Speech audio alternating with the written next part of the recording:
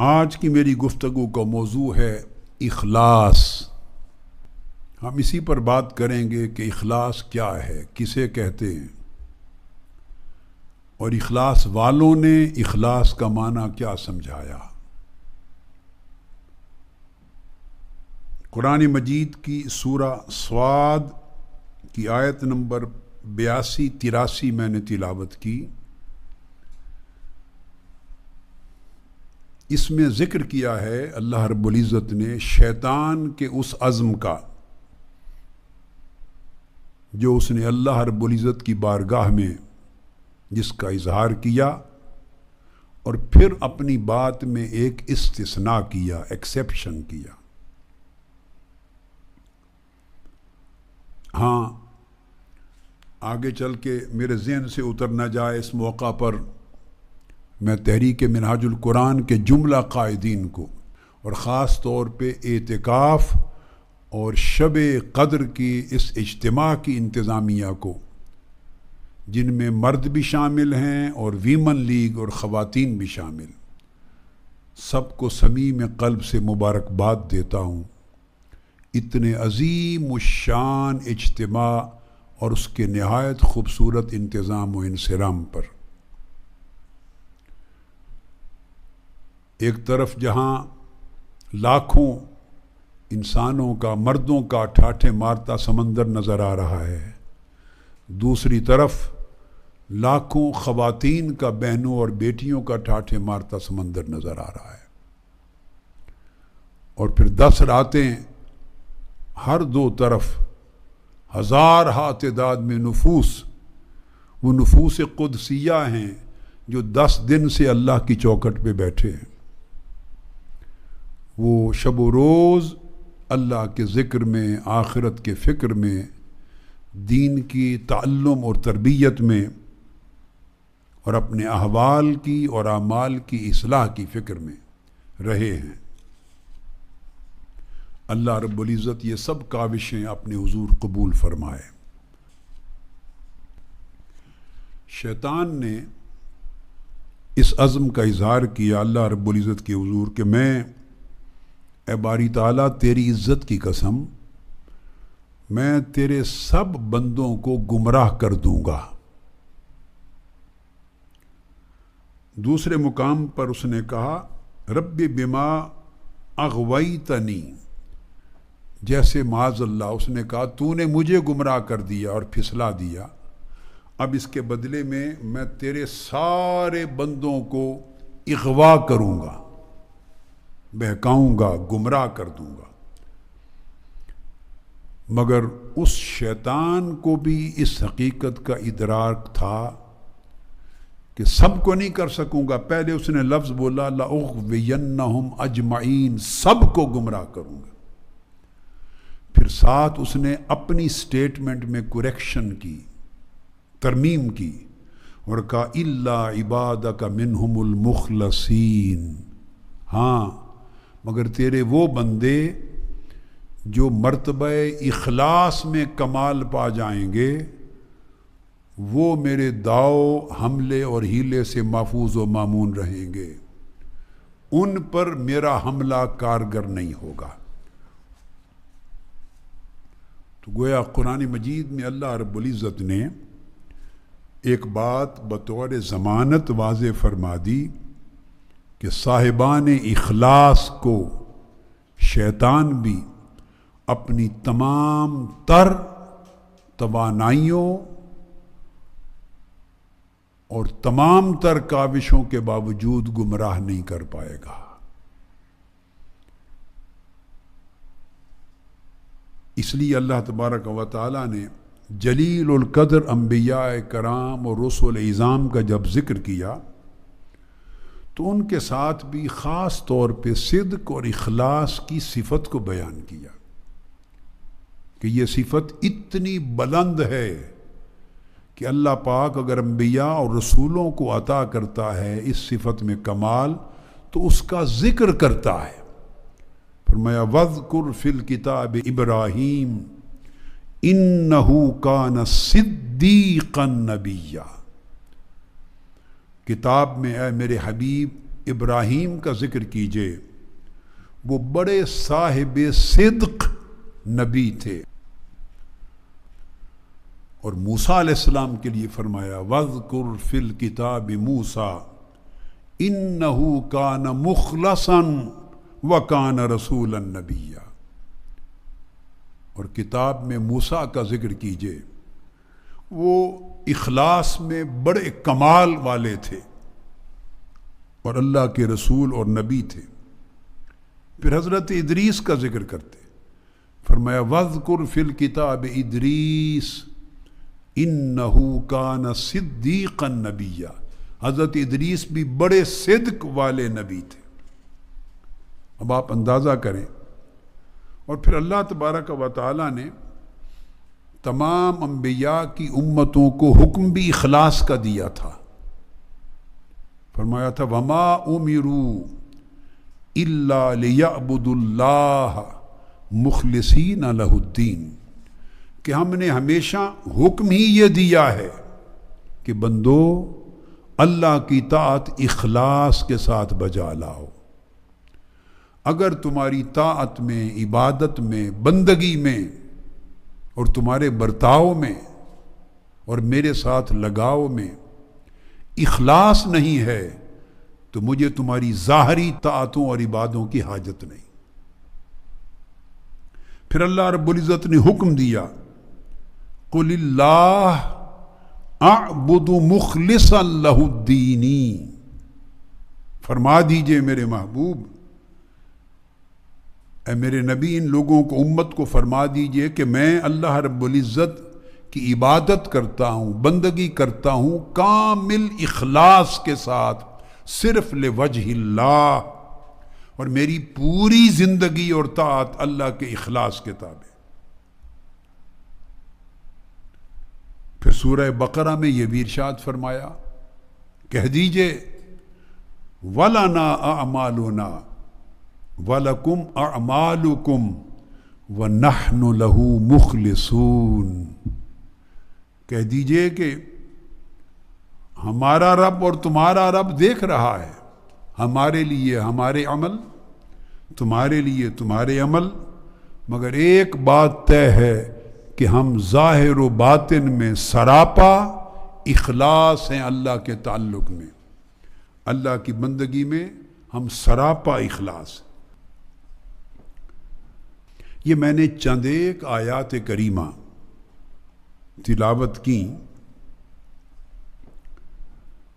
جن سے یہ بیان کرنا مقصود تھا کہ نیتوں میں اور اعمال میں اخلاص کا درجہ، اخلاص کا رتبہ، اخلاص کی عظمت اور اللہ کی بارگاہ میں اخلاص کی قبولیت کا عالم کیا ہے۔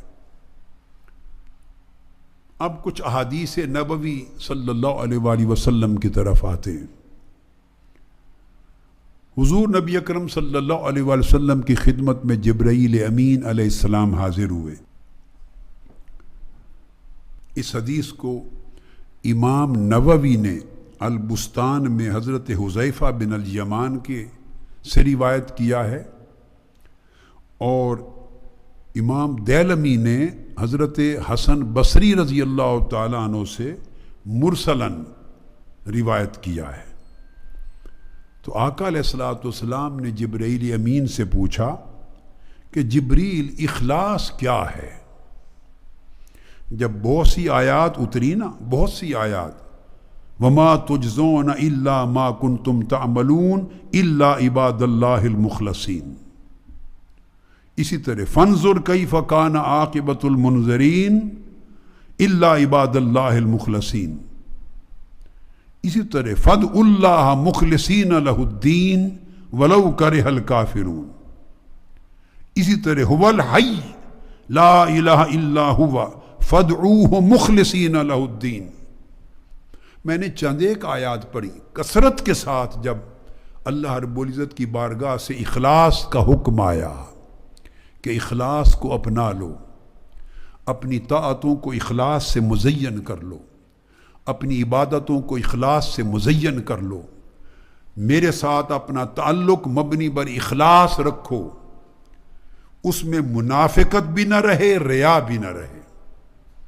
ہماری زندگی اس وقت دو چیزوں کا مرقع ہے، مجموعہ ہے، یا ریاکاری کا یا نفاق کاری کا، یا ریا ہے یا منافقت۔ اللہ رب العزت نے ان دونوں چیزوں کی نفی کرتے ہوئے فرمایا کہ میرا بننا ہے تو اخلاص سے میرا بنو، خالصتاً میرا بنو، اس میں کسی کی شرکت غیرے نہ رہے۔ تو جب کثرت کے ساتھ حکم آیا اخلاص کا جا بجا، تو آقا علیہ السلام نے پوچھا جبرائیل امین سے، جبریل بتاؤ کیا کہتے ہیں تم، اخلاص کیا ہے؟ سألت جبریل عن الاخلاص ما ہوا، تو جبرائیل امین نے جواب دیا، فقال یا رسول اللہ صلی اللہ علیہ وسلم سألت رب العزت عن الاخلاص ما ہوا۔ جب مجھے اللہ پاک نے یہ آیتیں بہت ساری عطا کی کہ میں لے کے نازل ہوں، تو میں نے بھی یہی سوال اللہ پاک سے کیا، اور میں نے پوچھا باری تعالیٰ یہ اخلاص کیا ہے؟ اس پر اللہ رب العزت نے یہ جواب دیا، فقال سر من اسراری، اخلاص میرے اسرار، میرے رازوں میں سے ایک راز ہے، رازوں میں سے ایک راز ہے۔ اودعتہ قلب من احببت من عبادی، اللہ سبحان اللہ، یہ میرے رازوں میں سے ایک ایسا راز ہے کہ اپنے بندوں میں سے میں جن کے ساتھ محبت کرتا ہوں ان کے دلوں میں اس کو ودیعت کر دیتا ہوں۔ اپنے بندوں میں سے جن کے ساتھ مجھے محبت ہو جاتی ہے تو ان کے دلوں کو اس اخلاص کی دولت سے مالا مال کر دیتا ہوں۔ یہ میری محبت کا تحفہ ہوتا ہے جو اپنے محبین اور اپنے عابدین اور زاہدین کو اس اخلاص کی دولت سے نوازتا ہوں۔ پھر آقا علیہ الصلوۃ والسلام سے سوال کیا گیا، صحابہ کرام نے پوچھا، ان النبی صلی اللہ علیہ وآلہ وسلم سئل عن الاخلاص، آقا علیہ السلام سے صحابہ کرام نے پوچھا آقا یہ اخلاص کیا ہے جس کا حکم بار بار آ رہا ہے؟ فقال، بڑے سادہ لفظوں میں آقا علیہ السلام نے پورے اخلاص کا مضمون سمو دیا۔ فرمایا ان تقول ربی اللہ ثم تستقیم کما امرت۔ آقا علیہ السلام نے فرمایا لوگو اخلاص یہ ہے کہ جب تم زبان سے کہو کہ میرا رب اللہ ہے، اب آپ سارے آنکھیں بند کر کے زبان اور دل دونوں کو یک آواز بنا کر کہیں نا، ہر شخص کہے میرا رب اللہ ہے، اللہ پر آواز بلند کریں، کہیے، ہاتھ اٹھا کر کہیے میرا رب اللہ ہے۔ فرمایا کہ اخلاص یہ ہے کہ جب اے بندے تو کہے کہ میرا رب اللہ ہے، ثم تستقیم کما امرت، پھر اس کے بعد تیرا حال یہ ہو جائے کہ اللہ پاک نے جو جو حکم دیے ہیں تمہیں، جو جو حکم دیے ہیں، پھر تمہاری ساری زندگی اللہ کے ہر حکم پر ظاہراً اور باطناً استوار ہو جائے۔ یعنی جب تو کہے کہ میرا رب اللہ ہے تو تیرا قول پھر اللہ کے ساتھ وفاداری قائم کر دے، وفاداری کے ساتھ سچی تابعداری قائم کر دے، اور سچی تابعداری کو شان استواری عطا کر دے۔ جب کہہ دیا رب اللہ ہے تو پھر اس کے وفادار ہو جاؤ، پھر اس کے تابعدار ہو جاؤ، اور عمر بھر اس پر استوار ہو جاؤ۔ آقا نے فرمایا یہ تین لفظ جو میں نے اردو میں کہے، یہ آقا علیہ السلام کی حدیث کا لب لباب۔ فرمایا جب اللہ کو رب مان لو اور پھر اس کا رب ماننا تمہارے قلب و باطن میں یوں اتر جائے، اور تمہارے اعمال کو اور احوال کو، ظاہر کو اور باطن کو، تمہارے اعضاء اور جواہر کو اور تمہاری قلب و روح کو وہ حالت دے دے کہ تمہارے اندر اور باہر کے انگ انگ سے یہ لفظ نکلے کہ اللہ ہے، رب اللہ ہے، پھر اللہ کے تعلق میں کوئی شریک نہ رہے، اللہ کی طرف توجہ اور التفات میں کوئی شریک نہ رہے، اللہ کے لیے محبت اور رغبت میں کوئی شریک نہ رہے، اس کی طاعت اور عبادت میں کوئی شریک نہ رہے، اس کا امر اور حکم ماننے میں کوئی شریک نہ رہے، تو پھر یہ کیفیت ہو جائے تو اس کا نام اخلاص ہے۔ ایک اور حدیث ہے جسے امام سہل بن عبداللہ التستری نے روایت کیا، لقد سئل رسول اللہ صلی اللہ علیہ وآلہ وسلم عن الاخلاص۔ ایک اور موقع پر آقا علیہ السلام سے سوال کیا گیا، یا رسول اللہ صلی اللہ علیہ وسلم اخلاص کیا ہے؟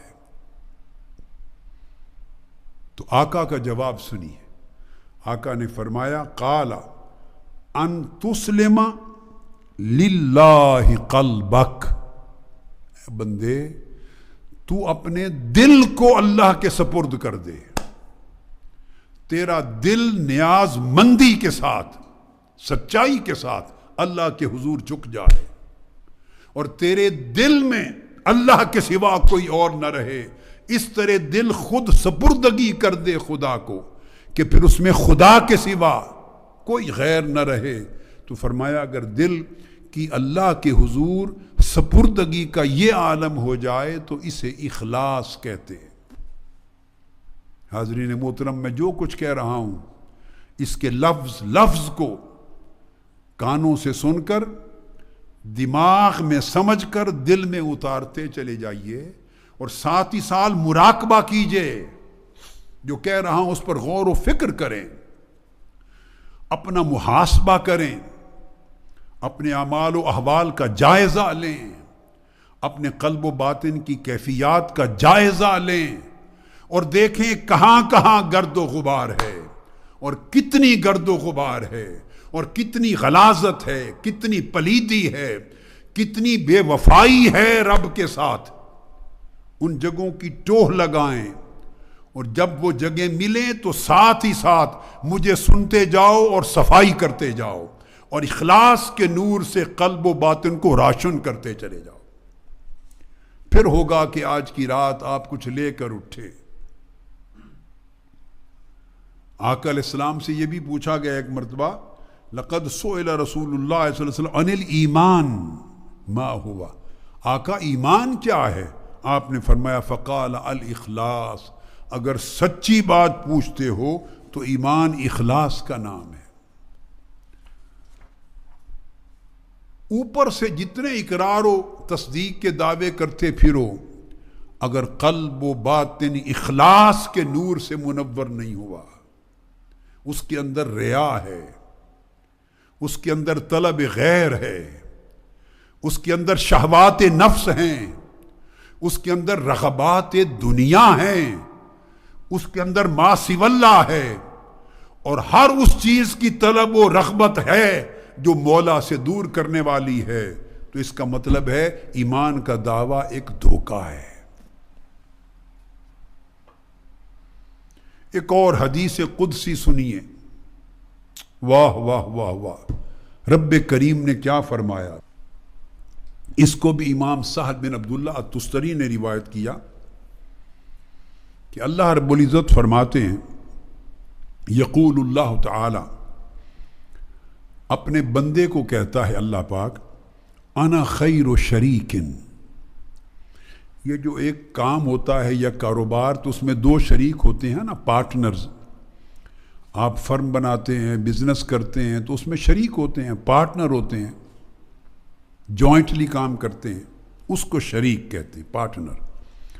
اللہ پاک نے فرمایا، لوگو انا خیر شریک، میں بہت اچھا پارٹنر ہوں، بہت اچھا شریک ہوں، میرے جیسا اچھا پارٹنر کوئی نہیں۔ کیسے؟ فرمایا، من عمل لی عملا واشرک فیہ غیری، جس شخص نے میرے لیے کوئی عمل کیا، میرے لیے کہہ کر کہ مولا تیرے لیے یہ نماز پڑھ رہا ہوں، تیرے لیے حج کر رہا ہوں، تیرے لیے زکوٰۃ دے رہا ہوں، تیرے لیے صدقہ اور خیرات کر رہا ہوں، تیرے لیے اعمال صالحہ کر رہا ہوں، تیرے لیے اپنے اعزاء اقارب پر بھلائی کر رہا ہوں، تیرے لیے مساجد، مدارس اور نیک علم کی مجالس قائم کر رہا ہوں، تیرے لیے غریبوں کی مدد کر رہا ہوں، تیرے لیے سوسائٹی میں خیر کو فروغ دے رہا ہوں، تیرے لیے تبلیغ کر رہا ہوں، اشاعت دین کر رہا ہوں، جہاد کر رہا ہوں، جو بھی عمل کیا۔ اور اس نے کہا کہ باری تعالیٰ تیرے لیے کیا ہے، وَأَشْرَكَ فِيهِ غَيْرِي، اور پھر اس نیت میں میرے سوا کسی اور کو بھی شریک کر لیا، یعنی عمل تو نیک کیا میرے لیے، مگر تھوڑی سی دنیا داری بھی داخل کر دی کہ چلو لوگ بھی مجھے سخی کہیں، کریم کہیں، لوگ بھی مجھے عالم کہیں، لوگ بھی مجھے مجاہد کہیں، لوگ بھی مجھے بڑی بزرگ ہستی کہیں، لوگ بھی میرا احترام کریں، لوگوں کے ہاں میری تکریم بڑھے، دیکھیں کہ ایسے اعمال والا آدمی ہے، لوگ بھی میری طرف متوجہ ہوں۔ اگر آپ نے کوئی عمل میرے لیے کیا اور پھر اس میں تھوڑا سا بھی کسی غیر کو شریک کر دیا، تمہاری نیت میں کوئی شامل ہو گیا، پارٹنر آ گیا، تو فرمایا میں اتنا اچھا پارٹنر ہوں کہ ترکتہ لغیری، میں سارا عمل اس غیر کے لیے چھوڑ کے خود الگ ہو جاتا ہوں، سارا عمل چھوڑ دیتا ہوں کہ جس ایک دوسرے کو تم نے شامل کیا ہے، شراکت کی ہے اس نیت میں، عمل میں، اس خیرات میں، حسنہ میں، اب تو سارا اسی کو دے دے اور میں ودڈرا کرتا ہوں، میں سارا عمل اس کے لیے چھوڑ دیتا ہوں اور خود الگ ہو جاتا ہوں۔ اس کا مطلب یہ ہے کہ اگر نیت ممتزجہ ہو گئی، اس میں امتزاج ہو گیا، ملاپ ہو گیا، ملاوٹ ہو گئی، کسی غیر کے ساتھ داخلہ ہو گیا، تو پھر اس کے بعد اللہ پاک فرماتے ہیں نہ میرا اس عمل سے تعلق رہا، نہ اس عمل کا مجھ سے کوئی تعلق رہا۔ آپ دیکھیے سامنے ہم کن کے سائے میں بیٹھے ہیں، حضور قدوۃ الاولیاء، نائب سیدنا غوث العظم جیلانی،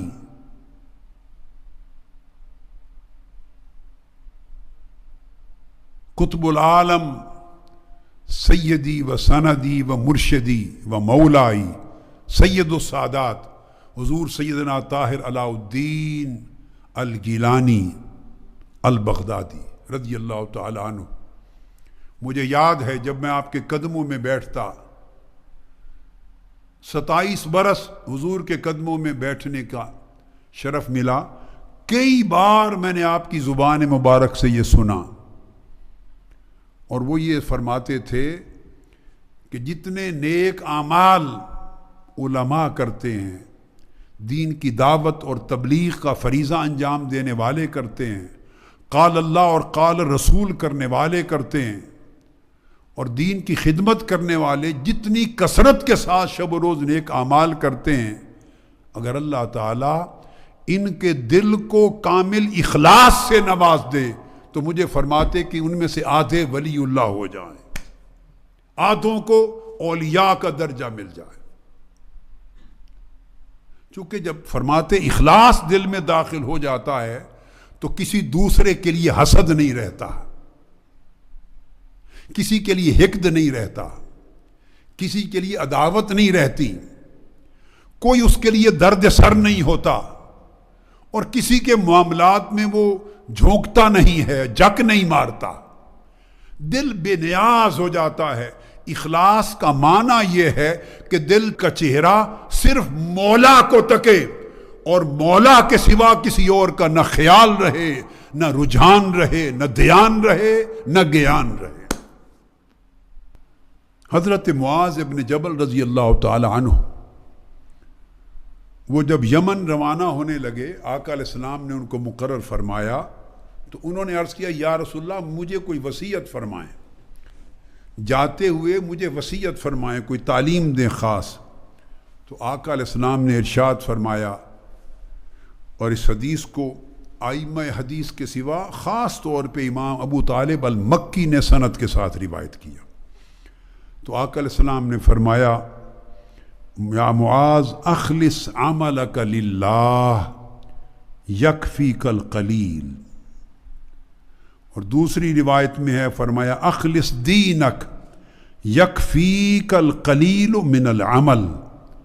معاذ میری وصیت و نصیحت یہ ہے کہ اپنے عمل کو، اپنے دین کو، اپنی طاعت کو، اپنے اعمال کو، اپنی پوری زندگی کو صرف اللہ کے لیے خالص کر دے. صرف اللہ کے لیے خالص کر دے، لوجہ اللہ کر دے. اللہ کے سوا کوئی غیر کسی عمل کے اندر تیرا مطلوب، تیرا مرغوب، تیرا محبوب اور تیرا مقصود نہ رہے. صرف اللہ کے لیے خالص کر لے اپنے ہر عمل کو. تو فرما دیتے کہ آپ کا تمہارا قلیل عمل کافی ہو جائے گا، کثیر کی حاجت نہیں ہوگی.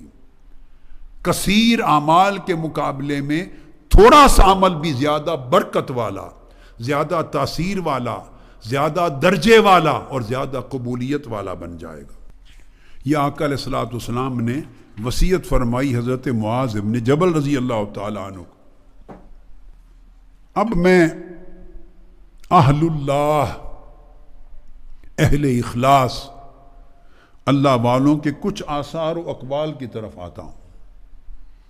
حضرت امام ابو عثمان المغربی آپ فرماتے ہیں قرآن مجید کی اس آیت کریمہ کی تفسیر، یوم لا ینفع مال ولا بنون الا من اتی اللہ بقلب سلیم.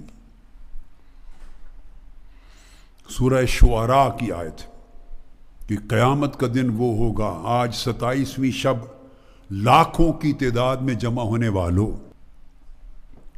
میں سب کو یہ سنانا چاہتا ہوں، دل کا دکھ سنانا چاہتا ہوں، اور وہ یہ کہ قیامت کا دن ہوگا، اس پر غور کریں.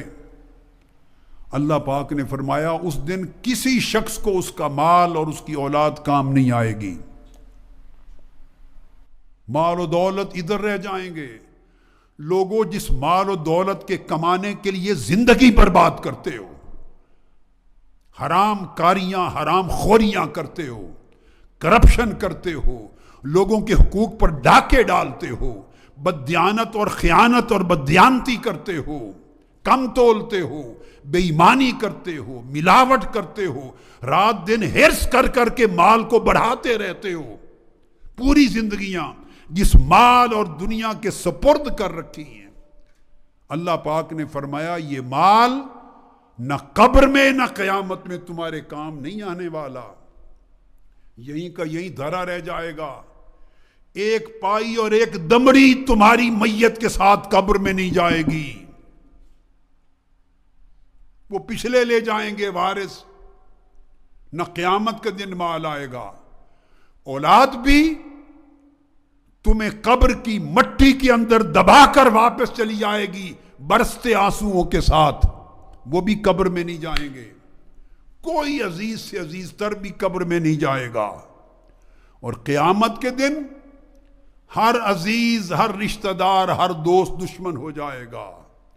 الاخلاء یومئذ بعضهم لبعض عدو، دشمن ہو جائیں گے. تو پھر کون کام آئے گا؟ اللہ رب العزت نے فرمایا الا من اتی اللہ بقلب سلیم، سوائے اس شخص کے وہ احوال قیامت سے بچ جائے گا، وہ قیامت کی نفسا نفسی سے بچا لیا جائے گا، قیامت کی پریشانیوں سے بچا لیا جائے گا، اسے قیامت کی ہولناکیاں اثر نہیں کریں گی. وہ قیامت کے دن بھی مسکرا رہا ہوگا، مطمئن ہوگا، پرسکون ہوگا، ان کے چہروں پر نور ہوگا، نور کے ممبروں پر براجمان ہوگے، رب کے عرش کے دائیں بائیں پر کیف حال میں بیٹھے ہوں گے. کون لوگ؟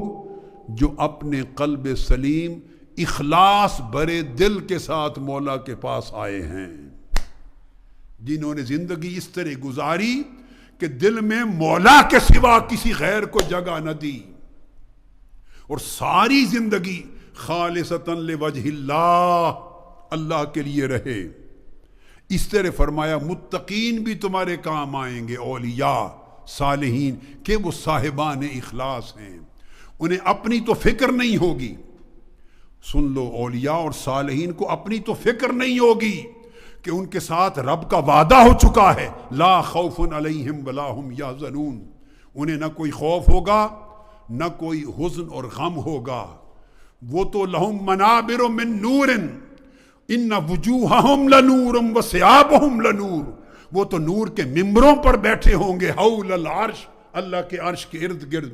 ان کے چہرے اور کپڑے نور ہوں گے. ان کو تو اعزاز ہوگا، کرامت ہوگی.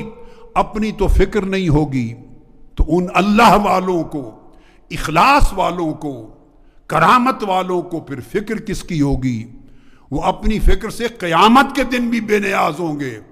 وہ لمحے لمحے کے بعد جب مولا کی طرف تکیں گے، عرض کریں گے باری تعالیٰ یہ بھی ہمارے ساتھ محبت رکھنے والے ہیں، ان کو بخش دے. ان کے دلوں میں بھی رتی اخلاص کی تھی، ان کے دلوں میں بھی رتی عقیدت کی تھی، یہ بھی اطاعت کرتے تھے. کبھی کبھی جبینیں تیرے حضور سجدے میں جھکا لیتے تھے، کبھی کبھی تیری عبادت کا ذوق پیدا کرتے تھے. ان کی آنکھیں بھی کبھی کبھی تیرے محبت میں برستی تھیں. ان کے ہاتھ تیرے حضور توبہ کے لیے کبھی کبھی اٹھتے تھے، کبھی کبھی تیرے در پر معتکف ہو کے بیٹھتے تھے اور تیری باتیں سننے کے لیے سینکڑوں ہزاروں میلوں سے چل کر آتے تھے.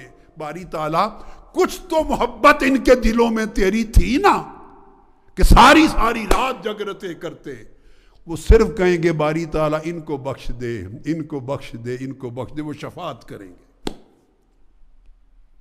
تو لوگوں کم سے کم رتی بھر اخلاص قلب میں لے جاؤ، اخلاص کے نور کے چراغ دلوں میں جلا کے لے جاؤ، اور سینوں سے ریا، شرک، شراکت اور دنیا داری کی جو غلاظتیں اور اندھیرے ان کو مٹا کے لے جاؤ. حضرت ابو عثمان نے فرمایا یہ جو آیت کریمہ ہے کہ جو اللہ کے حضور قلب سلیم کے ساتھ، سلامتی والے دل کے ساتھ حاضر ہوں گے ان کو خیر ہوگی. فرمایا اس کے 4 درجے ہیں. فرمایا 4 درجے ہیں ایسے لوگوں کے جن کو قلب کی سلامتی نصیب ہوگی. پہلا درجہ ہوا 4 منازل. الاول سلامت القلب من الشرک. پہلا درجہ تو یہ کہ ان کا دل شرک یعنی غیر کی شراکت سے پاک ہوں گے. ہائے ہائے ہائے، میں شرک کا معنی بتا رہا ہوں، یہ بت پرستی کا شرک نہیں ہے. ان کے دل اللہ کے ساتھ غیر کی شراکت سے پاک ہوں گے، کسی اور کو اپنی نیتوں میں داخل نہیں کریں گے. فرمایا دوسری منزل سلامت القلب من الاہواء. ان کے دل ہوائے نفس اور شہوات نفس سے پاک ہوں گے. تیسرا فرمایا سلامت القلب من الریا. ریاکاری اور دکھلاوے سے ان کے دل پاک ہوں گے.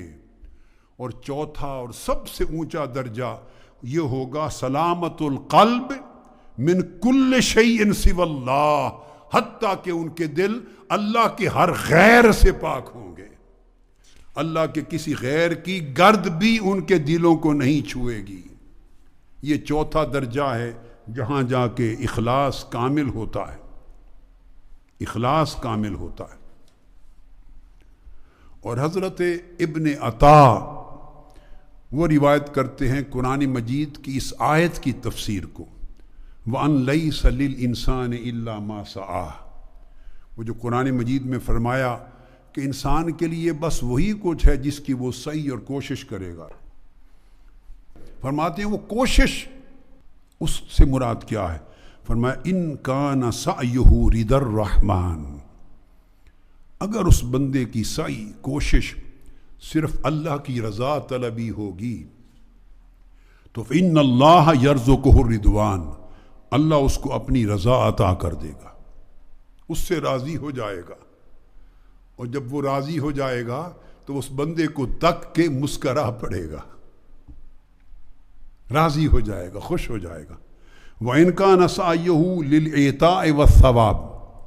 اور اگر اس کی کوشش ثواب کی ہوگی کہ مجھے کچھ دنیا کا مال ملے یا ثواب ملے تو کان لہ ذالک، اللہ اس کو وہی کچھ عطا کر دے گا. تو سعی سے مراد یہ ہے کہ جو عمل آپ کرتے ہیں اس عمل کی نیت کیا ہے، کس کے لیے کر رہے ہیں، غرض اور مطلوب و مقصود کیا ہے. جو مقصود عمل ہوگا وہی اللہ عطا کر دے گا. اب حضرت ابو یزید بسطامی رضی اللہ تعالیٰ عنہ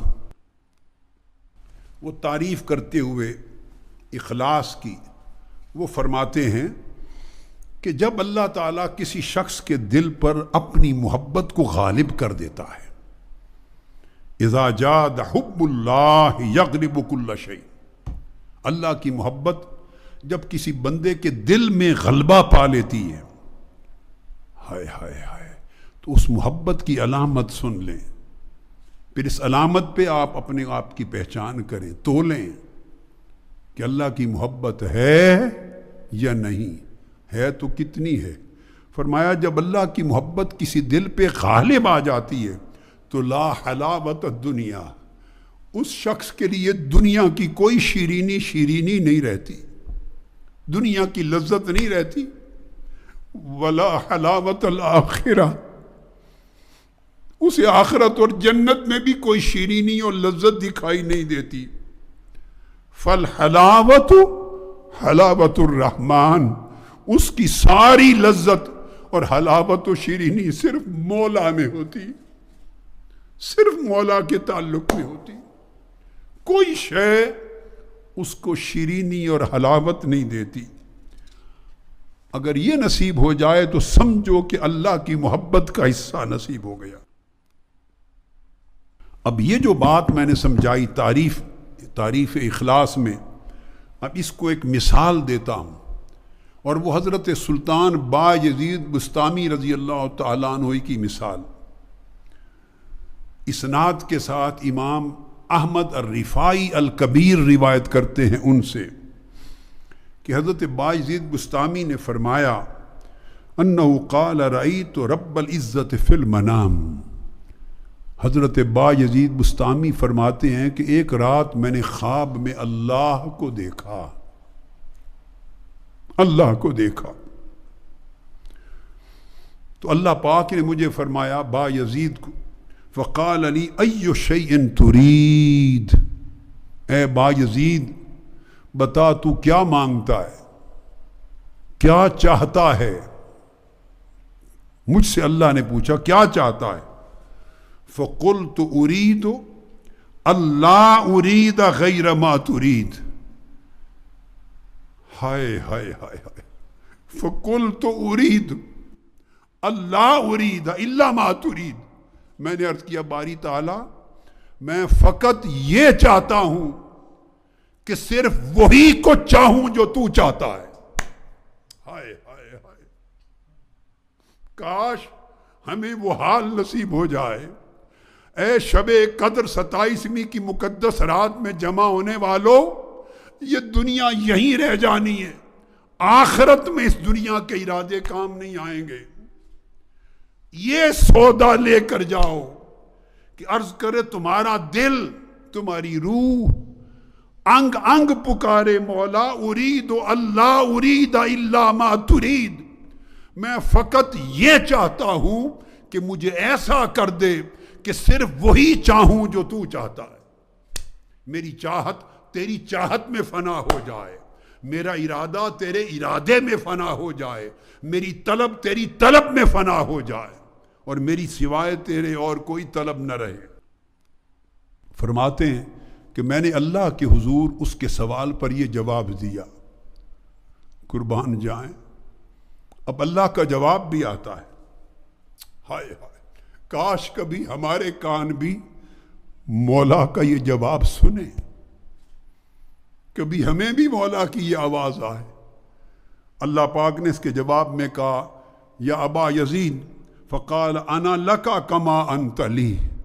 اگر یہ بات ہے تو سن لو، میں تیرے ساتھ آج سے اسی طرح ہوں جیسے تو میرے ساتھ ہے. یعنی تو میری چاہت کے سوا کچھ اور نہیں چاہتا، تو آج کے بعد میں تیری چاہت کے سوا کچھ اور نہیں چاہوں گا. میں وہی چاہوں گا جو تو چاہے گا.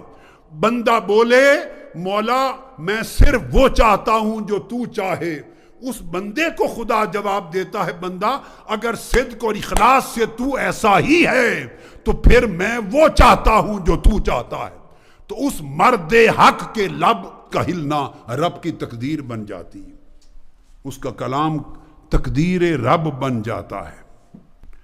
پھر حضرت باجزید بستامی ہی روایت کرتے، واہ واہ واہ واہ، اور رب کرم کتنا کریم ہے، کتنا کرم کرنے والا ہے بندوں پر. ہم تو مائل بکرم ہیں کوئی سائل ہی نہیں، راہ دکھلائیں کسے راہ رو منزل ہی نہیں. آپ فرماتے ہیں کہ حسبت انی ذکرتہ، میں گمان کرتا تھا ابتدائے امر میں زمانے میں کہ میں اللہ کو یاد کرتا ہوں، لیکن جب میرے پردے اٹھے تو فیضا ہوا ذکرنی قبل ذکری لہ، جب پردے اٹھے تو سمجھ میں آئی کہ نہیں، وہ تو میرے ذکر کرنے سے پہلے میرا ذکر کرتا ہے. میں نے جب اس کو یاد کیا تو مجھ سے پہلے وہ مجھے یاد کر رہا تھا. وَحَسِبْتُ أَنِّي أَطْلُبُهُ، میں گمان کرتا تھا کہ میں اللہ کا طالب ہوں، اس کو طلب کرتا ہوں. جب پردہ اٹھا ہوا طالبنی قبل طلبی لہو، تو سمجھ آئی کہ وہ تو مجھ سے، میری طلب سے بھی پہلے مجھے طلب کرتا تھا. وَحَسِبْتُ أَنِّي أَعْرِفَهُ فَإِذَا هُوَ عَرَفَنِي قَبْلَ مَعْرِفَتِي لَهُ، میں سمجھتا تھا میں نے اس کو پہچان لیا، مگر پردہ اٹھا تو پتہ چلا کہ وہ میرے پہچاننے سے پہلے مجھ کو پہچانتا ہے، میری پہچان سے پہلے مجھ کو پہچانتا ہے. الغرض پھر میں یہ خیال کرتا تھا کہ حسبت انی احبہ، میرا خیال تھا کہ میں اس سے محبت کرتا ہوں، لیکن جب میں اس حریم محبت میں داخل ہوا اور پردہ اٹھا تو فیضا ہوا احبنی قبل محبتی لہو، تو میں نے پایا کہ وہ تو مجھ سے بھی پہلے مجھ سے محبت کرتا تھا. اس نے مجھ سے محبت کی تو مجھے محبت کرنے کی توفیق ہوئی. اور پھر فرماتے ہیں کہ میں نے خیال کیا انی اعبدہ، کہ میں اس کی بندگی کرتا ہوں، اس کی خدمت کرتا ہوں. تو میں نے دیکھا فیضا ہوا جعل خلائق الارض فی خدمتی، کہ پردہ اٹھا تو میں نے دیکھا کہ میں اس کا جب سے خادم ہوا ہوں اس نے کائنات کی ساری مخلوق کو میری خدمت میں لگا دیا.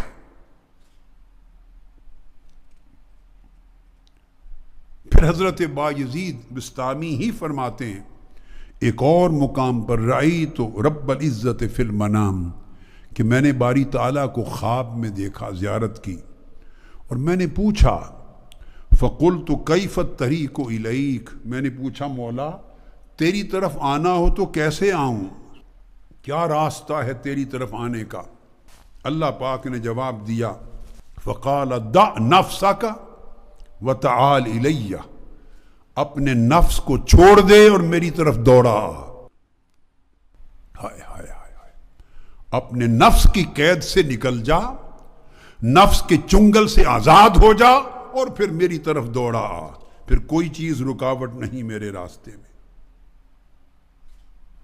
اور حضرت سلطان ابراہیم بن ادہم سے ایک شخص آ کے سوال کرتا، انہ جاء رجل، ایک شخص آ کے سوال کرتا ہے.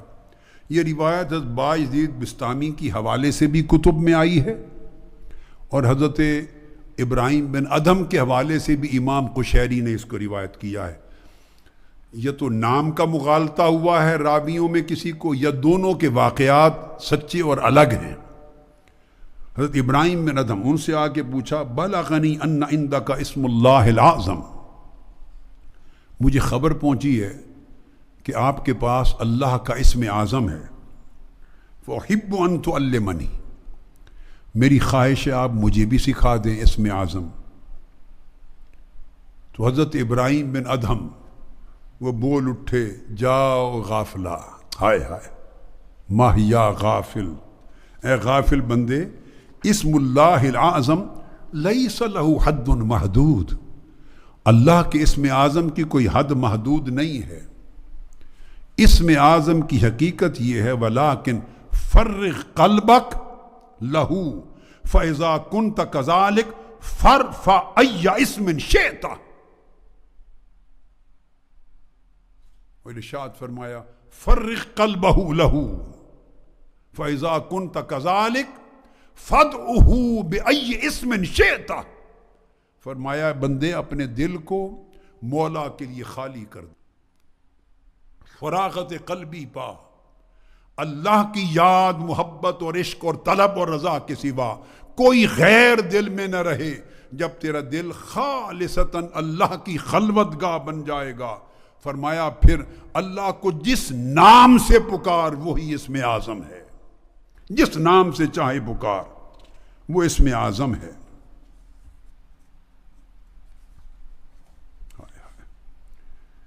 حضرت جنید بغدادی رضی اللہ تعالیٰ عنہ، ان سے پوچھا گیا اسی اخلاص کہ اخلاص کیا ہے؟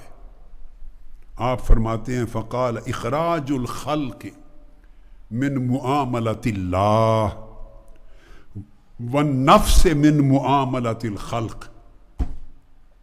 اب یہ قول سیدنا غوث العظم رضی اللہ تعالیٰ عنہ کا بھی ہے غنیۃ الطالبین میں، اس میں آپ فرماتے ہیں کن مع الخالق بلا خلق وکن مع الخلق بلا نفس۔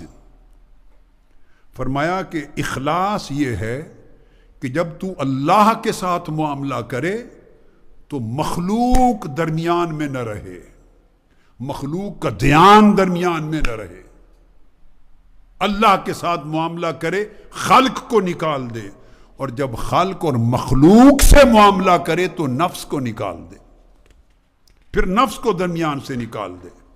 اگر تیرا حال اللہ کے ساتھ معاملے میں اور خلق کے ساتھ معاملے میں ایسا ہو جائے تو پھر تو صاحب اخلاص ہے۔ اور یہی حضرت ابراہیم بن ادہم رضی اللہ تعالیٰ عنہ، میں اس کو اپنے منتہا کی طرف لے جا رہا ہوں، سبجیکٹ کو اپنے کلائمیکس اور اپنی آخری جو حصہ ہے اس کی طرف تیزی سے جا رہا ہوں۔ ابراہیم بن ادہم رضی اللہ تعالیٰ عنہ وہ فرماتے ہیں غایت ہمتی و مرادی، اب دل و جان، جسم، روح، کان سب ایک طرف متوجہ ہو جائیں۔ اب تک قرآن مجید کی آیات کی تفسیر تھی، احادیث نبوی تھی، پھر آثار و اقوال تھے، اب احوال کی بات ہو رہی ہے کہ ان کے حال کیا تھے صاحبان اخلاص کے۔ آپ فرماتے ہیں کہ ابراہیم بن ادہم رضی اللہ تعالیٰ نے عرض کیا، فرمایا غایت ہمتی و مرادی من اللہ تعالی ان یجعل لی المیل الیہ، اللہ کے حضور میری مراد، میری دعا، میری آرزو کی انتہا یہ ہے، آخری التجا خدا کے حضور جس کے سوا میں اور کچھ نہیں چاہتا، وہ یہ ہے ان یجعل لی المیل الیہ کہ مولا میرے دل کے میلان کو، رغبت کو، محبت کو صرف اپنی طرف کر دے، میرا دل صرف اس کی طرف رغبت اور محبت کے ساتھ جھک جائے، اور ایسا جھکے حتی لا ارا شیئا دونہ، ایسا جھکے اور دل محبت الہی میں ایسا غرق ہو کہ مولا پھر تیرے سوا مجھے اور نظر ہی کچھ نہ آئے، دکھائی کچھ نہ دے، ولا اشتغل باحد سواہ، اور پھر میرا دل تیرے سوا کسی اور میں مشغول ہی نہ ہو۔ مولا اگر تو مجھ پہ یہ کرم کر دے تو پھر بے شک مجھے فنا کر عدم میں بھیج دے، ختم کر، پھر مجھے اور کسی شے کی طلب نہیں۔ اب حضرت رابعہ بصری رضی اللہ تعالی عنہ یہی بات انہوں نے بھی فرمائی، وہ بیان کرتی ہیں اسی طرح الہی ہمتی و مرادی، میرے مولا میری آرزوؤں کی منتہا، میری دعاؤں کی منتہا، میری التجاؤں اور تمناؤں کی منتہا یہ ہے، مرادی فی الدنیا الہجرت من الدنیا الی ذکرک، کہ اس دنیا میں جب ہوں تو میرا قلب دنیا کو چھوڑ کر تیری یاد کی طرف رہے، دنیا کو چھوڑ کر تیری یاد میں مائل اور شاغل رہے، وفی الآخرۃ الہجرت من الآخرۃ الی رؤیتک، جب تجھے مار دے مجھے جنت بھیج دے تو پھر جنت کی ہر شے سے میرا دل بے نیاز ہو کر صرف تیرے دیدار میں مست رہے۔ فرمایا اگر ان دو چیزوں کا وعدہ کر دے تو پھر مجھے فنا کر دے. یہ وجہ ہے کہ سیدنا موسیٰ علیہ السلام کی مناجات میں آتا ہے. حضرت موسیٰ علیہ السلام نے ایک روز مناجات میں اللہ کے حضور التجا کی. قال یا رب، باری تعالیٰ مجھے تعجب ہے، عجبت ممن یہدک ثم یرجع عنک. باری تعالیٰ مجھے تعجب ہے، کئی لوگ ایسے دیکھے جو تیری طرف آئے اور جنہوں نے تجھے پایا اور تجھے پا کے پھر مڑ گئے، پلٹ گئے، یہ کیسے ہوا؟ فقال اللہ تعالی، اللہ پاک نے جواب دیا، یا موسیٰ ان من وجدنی لا یرجع عنی وما راجع من راجع الا عن الطریق. اے میرے محبوب موسیٰ، جو مجھے پا لیتا ہے وہ پیچھے مڑ کے نہ دیکھتا ہے نہ پھر کے جاتا ہے. جو پا لیتا ہے پھر وہ کبھی چھوڑ کے نہیں جاتا. اور جن جن کو تو نے دیکھا کہ مڑ گئے وہ سب رستے سے مڑ گئے، توڑ تک پہنچے نہ تھے. انہوں نے میرے حضور اور میری بارگاہ کی لذتوں کو نہ دیکھا تھا، حجابات نہ اٹھے تھے، راستے میں تھے اور راستے کی مشکلات کے باعث واپس مڑ گئے. ان کو اٹھا نہ سکے، مصائب و آلام میں صبر نہ کر سکے. جو میرے حضور پہنچ گیا وہ مڑ کے نہیں جاتا. اور حضرت ابو العباس بن عطا الادمی وہ روایت کرتے ہیں، ابو العباس محمد بن سہل فرماتے ہیں، متا ظاہرت علی عبد الآخرہ فانیت فی جنبہ الدنیا، کہ مردان اخلاص کا عالم یہ ہے کہ جب وہ دنیا میں ہوتے ہیں اور دنیا میں رہتے ہوئے ان پر آخرت کا نور روشن ہو جائے، اگر آخرت کا حسن انہیں دکھائی دے تو اسی لمحے ان کی دنیا ان کی نگاہ سے فنا ہو جاتی ہے، پھر دنیا دکھائی نہیں دیتی. وَمَتَا ظَاهَرَتْ عَلَى الْعَبْدِ مُشَاهَدَةُ الْحَقِّ فَانِيَ عِنْدَهُ مَا دُونَ الْحَقِّ. اور جب وہ آخرت میں جائیں گے جنت میں، اور جس دن پردہ اٹھے گا اور اللہ کا جلوہ حسن ان پر آشکار ہوگا تو ان کی نگاہوں سے جنت اور آخرت بھی فنا ہو جائے گی، پھر انہیں آخرت میں بھی کوئی نعمت دکھائی نہ دے گی. یہ کیفیت ہے جب انسان کے قلب و باطن کو اخلاص ملتا ہے اور ما سوی اللہ سے اس کا دل فارغ اور پاک ہو جاتا ہے، اور پھر لوجہ اللہ، اللہ کی محبت میں، اس کی طلب قربت میں، اس کی طلب رضا میں بڑھتا چلا جاتا ہے، تو رفتہ رفتہ دنیا کی رغبت، شہوت، طلب، حرص اس کے دل سے فنا ہونے لگتے ہیں. اور وہ فنا ہوتے ہوتے ایک لمحہ وہ آتا ہے کہ پھر اس کا دھیان نہیں رہتا، دنیا کو کماتا ہے، استعمال کرتا ہے، برتتا ہے، مگر ایک دل لمحے کے لیے بھی اس دنیا کی طرف راغب نہیں ہوتا، شاغل نہیں ہوتا. حضرت ذوالنون مصری رضی اللہ تعالیٰ عنہ فرماتے ہیں، کنت حاجا فاذا بشاب، میں حج پر تھا اور کعبے کے طواف میں مصروف تھا. طواف کعبہ کے دوران میں نے ایک جوان دیکھا، عارف جوان، یقول الہی قد اجتمع وفدک وانت اعلم فما انت صانع بہم. میں نے دیکھا وہ طواف کرتا تھا اور دوران طواف وہ کہتا تھا، الہی میرے مالک، تیرے گھر بہت مہمان آ گئے تیرے. ہائے ہائے ہائے، آپ بھی سن لیں، آج کی رات ہم سب جمع ہیں. وہ جوان کہتا تھا، مولا تیرے در پہ بڑے مہمان تیرے آ گئے، تیرے طلبگار آ گئے، زائر آ گئے، اب تو ہی بہتر جانتا ہے کہ تو ان کے ساتھ کیا سلوک کرے گا، کیا دے کے بھیجے گا. فرمایا جب اس نے یہ کہا تو آواز آئی، فسمعت صوتا، اس جوان کو آواز آئی جو حضرت ذوالنون مصری نے بھی سنی. جواب یہ تھا، یقول وفدی کثیر وطلابی قلیل. ہاں میرے ہاں زیارت کو آنے والے تو بہت ہیں مگر خالص میری طلب کرنے والے بہت کم ہیں. کتنے لوگ ہیں ان سارے زائرین میں جو صرف میرا سودا لے کے آئے ہیں, جو مجھ سے فقط مجھے طلب کرنے کے لیے آئے ہیں, مجھ سے فقط مجھ ہی کو طلب کرنے کے لیے آئے ہیں, وہ لوگ کم ہیں. یہ وہ بات ہے جو ایک روز حضرت بایزید بسطامی کے ایک مرید نے ایک شیخ سے سنی. ان کا نام ہے ابو موسیٰ الدبیلی. وہ فرماتے ہیں ابو موسیٰ الدبیلی کہ وہ حضرت ابو یزید بایزید بسطامی کے خادم تھے.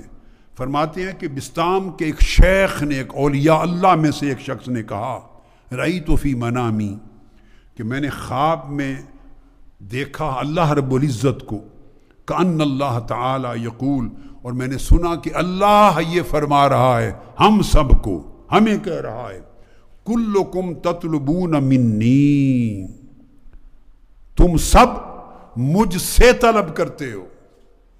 خواب میں دیکھا اللہ فرما رہا ہے اولیاء صالحین کو, تم سب تطلبون منی, مجھ سے طلب کرتے ہو, غیر ابی یزید, سوائے با یزید بسطامی کے, فإنہ یطلبنی, وہ مجھ سے طلب نہیں کرتا بلکہ مجھے طلب کرتا ہے. ہائے ہائے ہائے ہائے ہائے ہائے.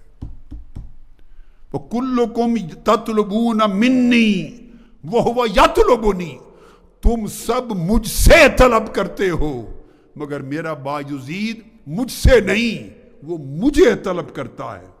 تو پھر کیا نتیجہ ہوا؟ فرمایا یریدونی وانا اریدہ, اب وہ مجھے چاہتا ہے اور میں اس کو چاہتا ہوں. لوگوں, وہ رب ہے. میں ایک راز کی بات سمجھا دوں, وہ رب ہے, اس نے رزق دینا ہے, آپ کے ذمے سٹرگل ہے, جد و جہد ہے. وہ مالک ہے, رازق ہے, خالق ہے, پروردگار ہے, رحمان و رحیم ہے. اس نے سب کچھ عطا کرنا ہے جو مقدر میں ہے. آپ کا ہمارا فرض تدبیر کرنا, معاش کے لیے, رزق حلال کی طلب کے لیے کوشش کرنا, فریضہ ادا کرنا, یہ فرض ہے. فرض نبھاؤ. رہ گیا اس کے, یہ تمہارے ہاتھ ہیں, یہ جسم ہیں, فرض کی ادائیگی میں کسب معاش حلال میں لگاؤ. مگر دل کا جب معاملہ آئے تو دل صرف اللہ کا طالب ہو. جب دل سے صرف اللہ سے اللہ ہی کو مانگو گے تو باقی چیزیں اس نے چھوڑ تھوڑی دینی ہے.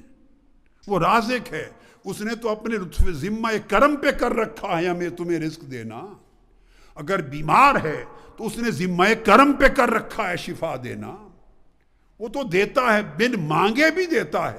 اور جو کافر و مشرک اسے نہیں مانتے, شرک کرتے ہیں, ان کو بھی دیتا ہے. تم اپنا فرض نبھاؤ دنیا میں, کسب معاش کا, فروغ دین کا, فرائض کا, معاشرت کے فرائض کا فرض نبھاؤ. مگر دل کا جہاں تک حال ہے, دل سے صرف مولا کو طلب کرو. جو دل اللہ کا طالب ہو جائے گا اسے مولا دنیا بھی دے گا, آخرت بھی دے گا. اولیاء اللہ میں سے کسی نے پوچھا کہ اللہ تک پہنچنے میں کتنا سفر ہے, کتنے قدم ہیں؟ فرمایا کم بین الحق والعبد, بندے اور اللہ کے درمیان کتنا فاصلہ ہے؟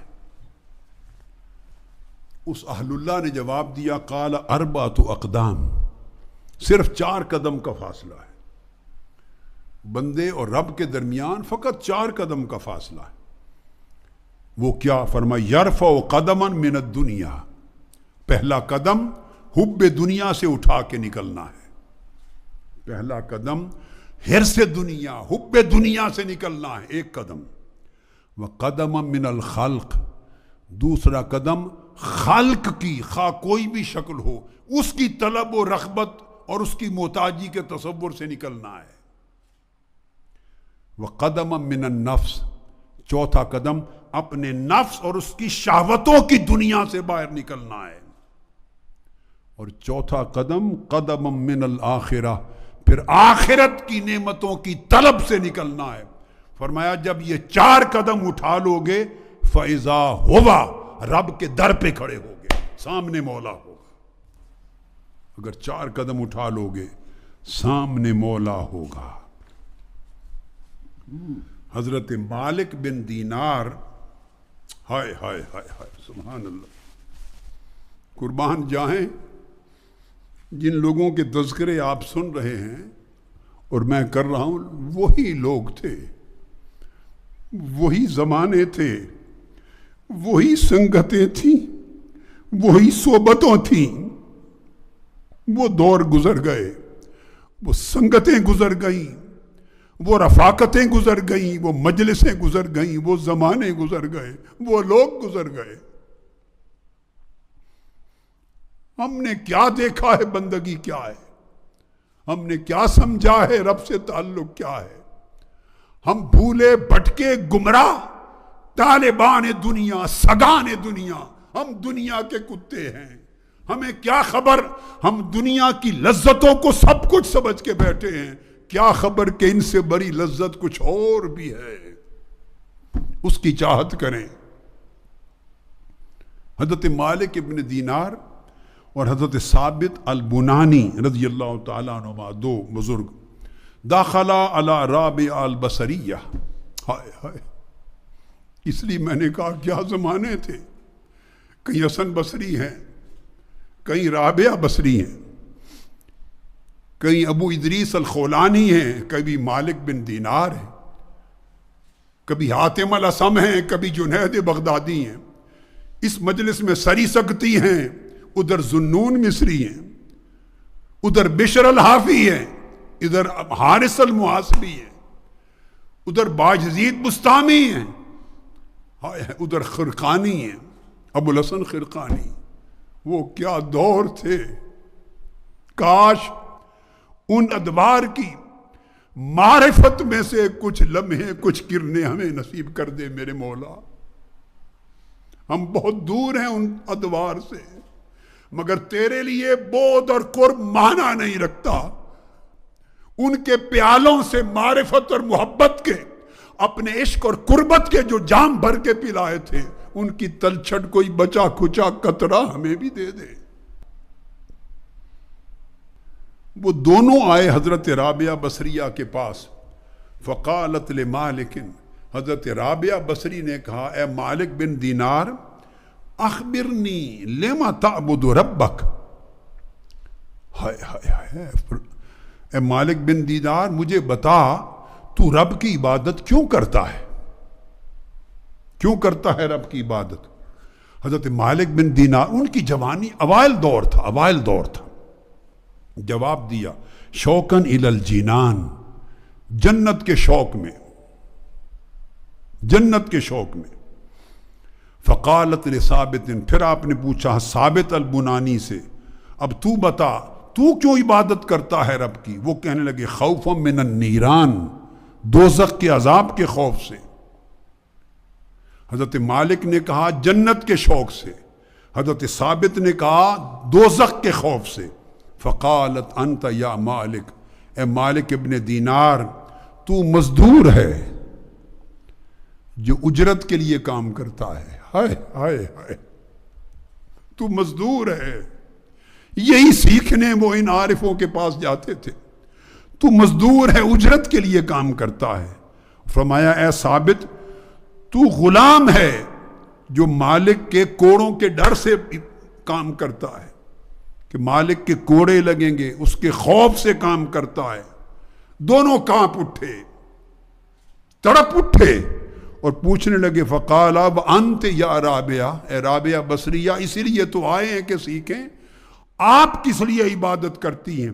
فقالت حبا للہ و شوقا الیہ، صرف رب کے عشق میں اور اس کے شوق میں، کہ تاکہ تک سکوں اس کو، اس کی قربت نصیب ہو جائے، اس کی مسکراہٹ کی ایک جھلک مل جائے، اس کا جلوہ حسن ملے.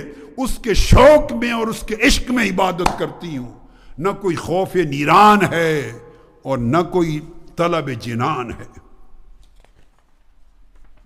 ہائے، اور جن لوگوں کو یہ کیفیت نصیب ہوتی وہ بے نیاز ہوتے تھے پھر دنیا سے. لوگوں دنیا کے مصائب و آلام پھر آپ کو پریشان نہیں کریں گے، دکھوں کا اثر طبیعتوں پہ نہیں ہوگا. یہ جو ہر وقت مصائب و آلام اپنی جگہ، مگر میں ایک راستہ بتا رہا ہوں کہ ارد گرد مصائب و آلام کی آگ بھی جلتی ہو تو یا نار کونی بردم و سلام علی ابراہیم، من ابراہیمی من کر لو، پھر ہر شے سلامتی میں بدل جاتی ہے. ایک ولی اللہ کہتے ہیں کہ میں نے مسجد حرام میں ایک جوان دیکھا. میرے جوانوں، لاکھوں کی تعداد میں جوان بیٹے بیٹیاں آئے ہیں. میں آپ کی جوانیوں میں نور اللہ کی محبت کا دیکھنا چاہتا ہوں. جوانوں، تمہاری جبینوں پر سجدوں کا نور دیکھنا چاہتا ہوں. جوانوں، تمہاری جوانیوں میں تقویٰ طہارت کا نور دیکھنا چاہتا ہوں. جوانوں، تمہارے دلوں میں رب کا شوق و لذت محبت دیکھنا چاہتا ہوں. جوانوں، تمہیں اللہ پاک کی طلب قربت کا شائق دیکھنا چاہتا ہوں، اور تمہیں اللہ کی قربت کی طرف رواں دواں مسافر دیکھنا چاہتا ہوں. جوانوں، زندگیاں بدل لو، ہماری عمر کو پہنچو گے تو پچھتاؤ گے. میں ایک ذلیل و خوار شخص بولا پٹکا پچھتاتا پھرتا ہوں. کاش مالک بن دینار کی جوانی مل جاتی، کاش سری سکتی جنید بغدادی ذوالنون مصری کی جوانی مل جاتی، اس جوانی کا کوئی ذرہ مل جاتا.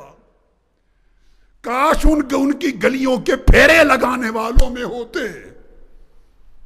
ان کی باتوں کی کوئی بھنک پہنچ جاتی کان تک. جوانی کا زمانہ اچھا زمانہ ہے، بدل لو بدل لو، چل پڑو، مولا تمہیں قبول کر لے گا. اس لیے کثرت سے جب پڑھتے ہیں اولیاء کے احوال تو جوانوں کی بات آتی ہے. فرمایا میں نے مسجد حرام میں ایک جوان دیکھا، عارف جوان، اس کے چہرے پر معرفت کی علامت تھی، معرفت کے آثار تھے، مگر کپڑے پھٹے پرانے تھے، غربت، فقر اور فاقہ دکھائی دیتا تھا. فرمایا میں نے جب اس کی حالت دیکھی تو مجھے اس پہ رحم آیا. تو میرے پاس صرف 100 دینار تھے. میں اس کے قریب ہوا اور 100 دینار چپکے سے اس کے ہاتھ میں دینے کی کوشش کی، چپکے سے. اس نے میری طرف توجہ نہیں کی اور ہاتھ جھٹک دیا. میں نے کہا میرے حبیب، یہ میرا رزق حلال ہے، میں نے تمہاری حالت دیکھی ہے، اس سے کچھ حاجتیں ضروریات پوری کر لینا. اس کے کان میں کہا. ہائے ہائے ہائے، وہ جوان رک گیا، وہ جوان رک گیا. مڑ کے میرے قریب ہو کے اس نے میرے کان میں کہا، یا شیخ، ہذہ حالۃ لا ابیعھا بالجنہ وما فیہا.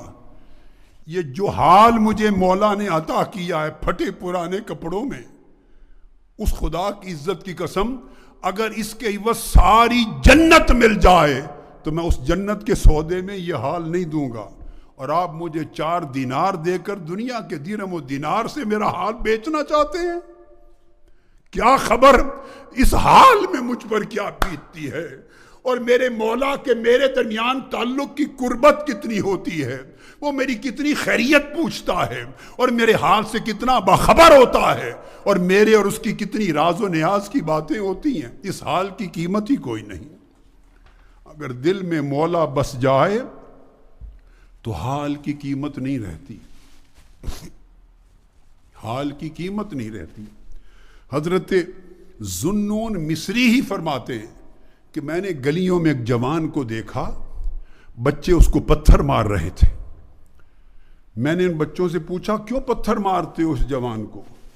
انہوں نے کہا ہو یقول انی اری اللہ تعالی، یہ مجنون ہے، ہوا مجنون، مجنون ہے، پاگل ہے، یہ کہتا ہے میں اللہ کو دیکھتا ہوں. قریب ہوئے، فرماتے ہیں جب میں نے قریب ہو کے دیکھا تو وہ بھی جوان تھا، چہرے پر معرفت تھی. میں نے پوچھا جوان، یہ بچے کہتے ہیں کہ تم دعویٰ کرتے ہو اللہ کو دیکھنے کا؟ اس جوان نے جواب دیا، عارف جوان نے، ہاں، عاشقوں کی نگاہ سے محبوب اوجھل کب ہوتا ہے؟ ہائے ہائے، کیا دعویٰ! وہ محبوب عاشقوں کی نگاہ سے اوجھل کب ہوتا ہے؟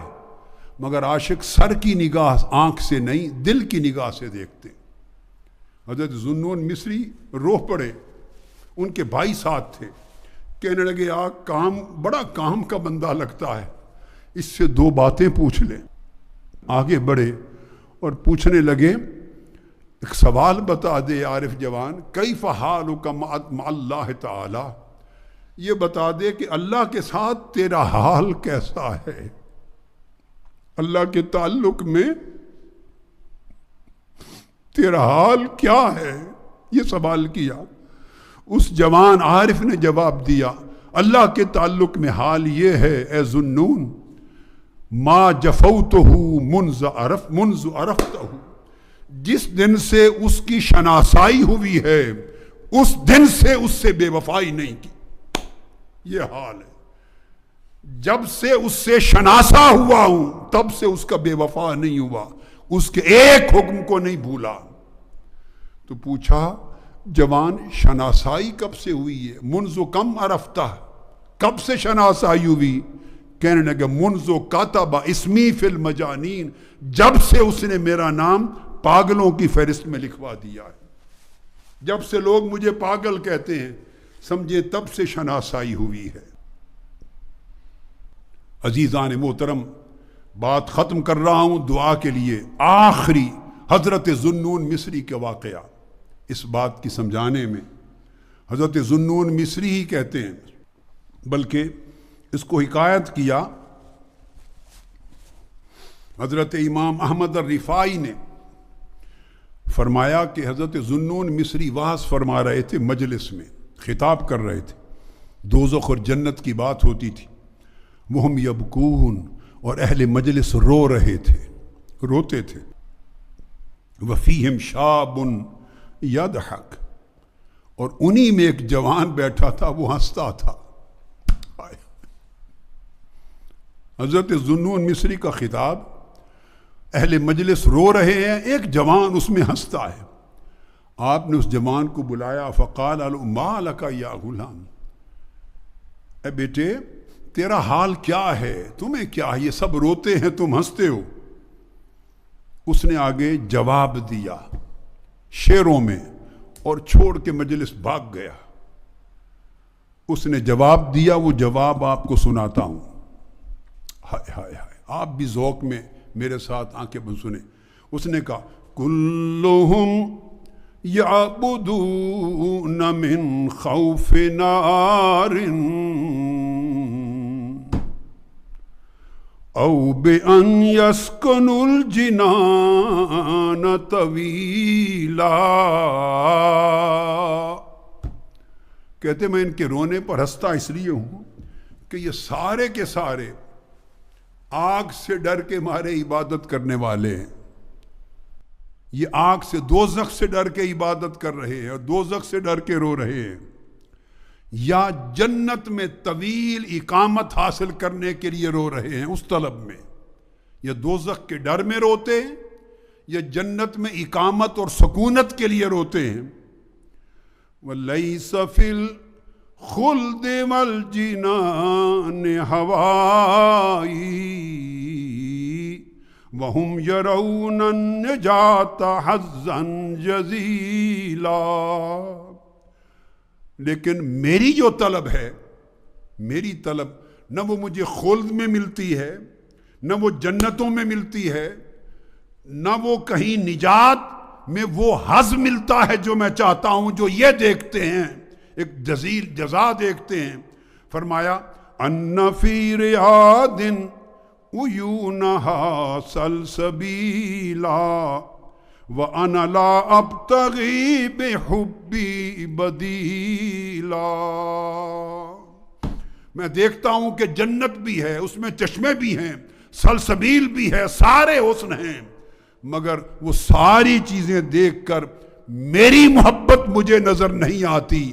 میری محبت کا بدل نہ جنتوں کے چشموں میں ہے نہ جنت کے باغات میں ہے، میری محبت کا بدل صرف میرے محبوب کے جلوہ میں ہے، مولا کی رؤیت میں ہے۔ اس لیے میں ہنستا ہوں کہ نہ جنت کے باغات ہنسنے کی چیز ہے، نہ دوزخ کی آگ رونے کی چیز ہے، اور میں تو اس کی رؤیت میں مستی میں روتا ہوں۔ دوستو اگر اخلاص کی راہ پر گامزن ہوں اور کامل اخلاص قلب کو نصیب ہو جائے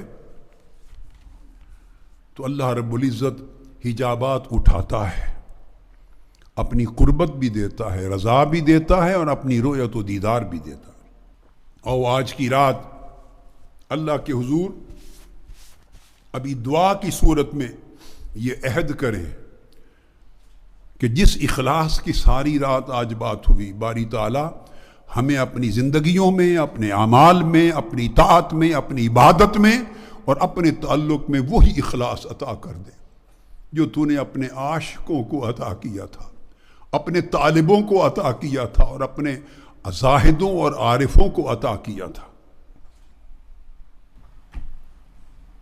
ہاتھ اٹھاتے ہیں اللہ کے حضور، وما علینا الا البلاغ، اللہم صل وسلم وبارک علی سیدنا و مولانا محمد وعلی آلہ وصحبہ وازواجہ واولادہ وبناتہ وخلفائہ الراشدین المہدیین واہل بیتہ الطیبین الطاہرین والائمۃ السلف الصالحین وجمیع الاولیاء والکاملین وعلینا معهم اجمعین برحمتک یا ارحم الراحمین۔ میرے مالک، ہمارے سردار، ہمارے بادشاہ،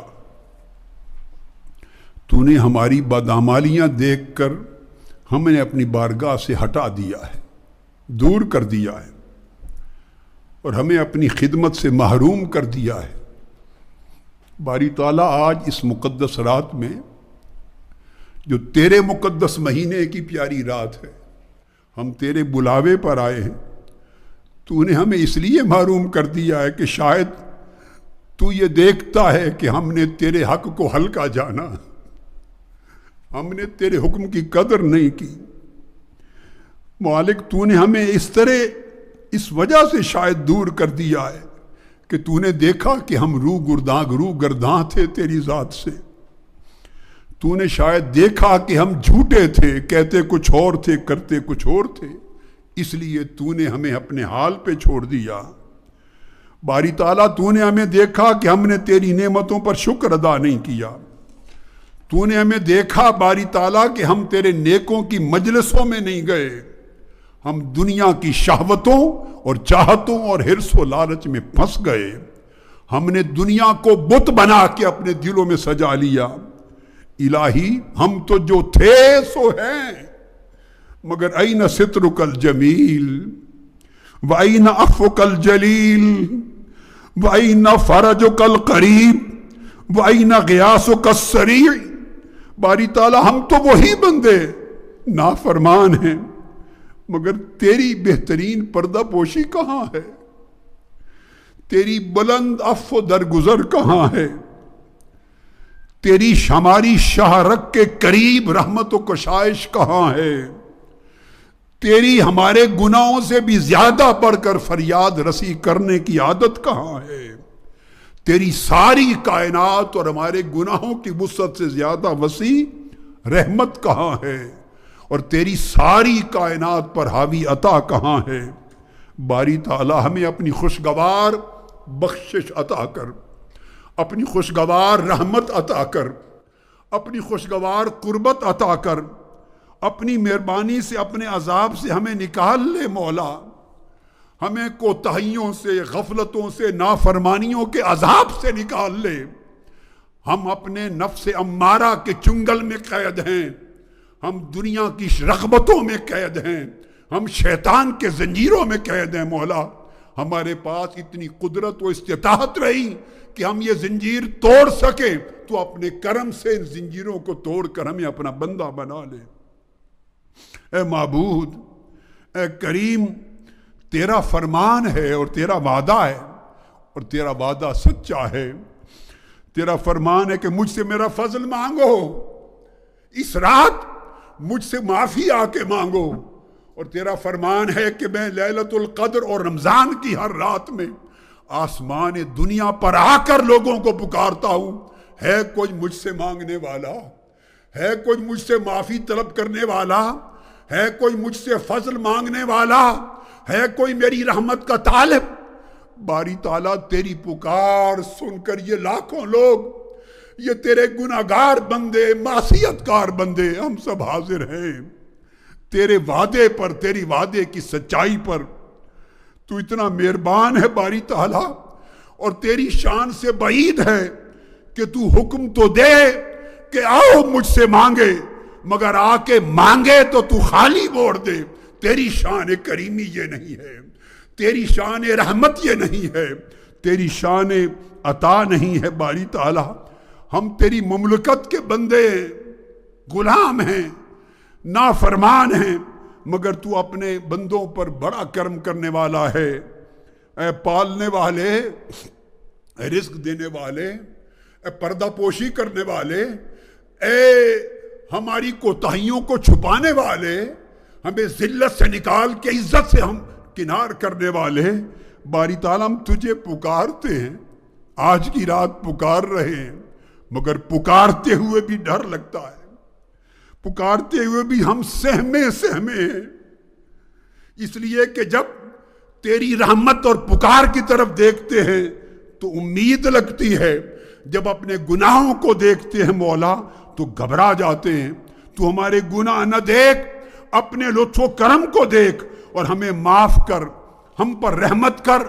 آقا علیہ السلام کی دعاؤں کا صدقہ، میرے مصطفیٰ صلی اللہ علیہ وسلم کی کملی کا صدقہ، امت کے لیے حضور کے بہائے ہوئے آنسوؤں کا صدقہ، اور تیرے کعبہ میں طواف کرنے والوں کی صدائیں جو بلند ہو رہی ہیں ان کی صداؤں کا صدقہ، مولا زین العابدین، امام محمد الباقر، امام جعفر الصادق جیسے حضور کی اہل بیت کے لوگوں کے سجود کا صدقہ، سری سکتی جنید بغدادی اور اویس کرنی کے ان عبادتوں اور طاعتوں اور اخلاصوں کا صدقہ، سیدنا غوث العظم شیخ عبد القادر جیلانی، خواجہ غریب نواز معین الدین چشتی اجمیری، شاہ نقشبند، امام شاذلی اور مجدد الفسانی اور بابا فرید جیسے تیرے مقرب بندوں کی محبتوں، قربتوں اور معرفتوں کا صدقہ ہمیں انہی کی گلیوں میں لے چل، انہی کے شراب معرفت میں سے کوئی قطرے عطا کر، ان کو عطا ہونے والے تقوی، طہارت اور عبادت میں سے ہمیں کچھ حال عطا کر، ہمارے دلوں کو وہ اخلاص دے، ریا سے پاک کر، شرک سے پاک کر، دنیا پرستی سے پاک کر، ہمیں شہوت پرستی سے پاک کر۔ باری تعالیٰ تیری عزت کی قسم، اگر تو ہمارے گناہوں اور بدبختیوں کے باعث ہمیں جھڑک بھی دے گا، ددکار بھی دے گا، تیری قسم ہم تیری بارگاہ سے پھر بھی نہیں ہٹیں گے، نہیں ہٹیں گے۔ ہمیں معلوم ہے تیرے در سے گئے تو کہاں جا کے مانگے، تیرے سائل کہاں سوال کریں گے، ہم تیرے منگتے ہمیں اور کہاں ملے گا۔ باری تعالیٰ اگر تو ہمیں عذاب کی اور مشکلات کی زنجیروں میں جکڑ بھی دے، اگر تو ہماری رسوائیاں یہاں کر دے، اب ہمیں جہنم کا راستہ بھی دکھا دے، تب بھی میرے مولا ہماری امید تیری رحمت سے منقطع نہیں ہوگی، تیری عفو درگزر سے ہم مولا مایوس نہیں ہوں گے، پھر بھی مایوس نہیں ہوں گے، اس لیے کہ باری تعالیٰ تو پریشان حالوں کو معاف کرنے والا، تیری رحمت ہے ہی گناہگاروں کے لیے، سیاہکاروں کے لیے، اور تیرے محبوب کی شفاعت ہے ہی گناہگاروں بھٹکو ہوئوں کے لیے۔ باری تعالیٰ تو دیکھ، ہزاروں لاکھوں کی تعداد میں یہ لوگ 10 دن سے معتکف پوری دنیا میں، دنیا اسلام میں اور شرق و غرب میں اور جامع منہاج القرآن کی اعتکاف گاہ میں، حضور داتا گنج بخش حضور قدوۃ الاولیاء سیدنا طاہر علاء الدین کے صحن میں، اور کل اولیاء صلحاء اور کل مساجد اور مراکز کی جگہوں پر 10 دنوں سے لوگ تیرے حضور تیرے منگتے بن کے بیٹھے ہیں اور تیرا ذکر کرتے رہے ہیں، تیرا ذکر سنتے رہے ہیں۔